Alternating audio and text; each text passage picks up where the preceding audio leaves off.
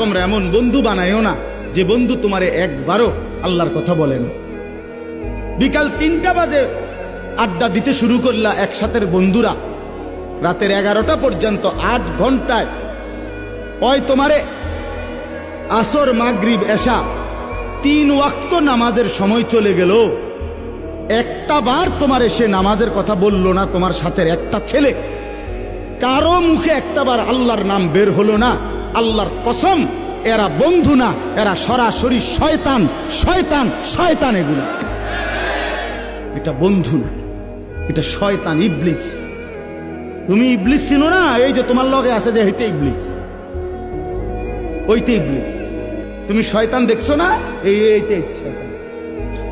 এই যে তোমার উলঙ্গ ছবি দেখায়, যে তোমার নর্তকী দেখায়, তোমার মোবাইলের এমবি শেষ, এবার তার মোবাইল দিয়ে তোমার নারী দেখাইতেছে।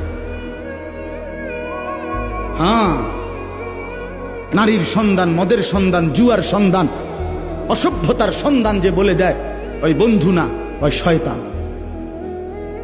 আজকে লক্ষ লক্ষ মুসলমানের যুবক বরবাদ হয়ে গেছে এই অসৎ বন্ধুর খপ্পরে।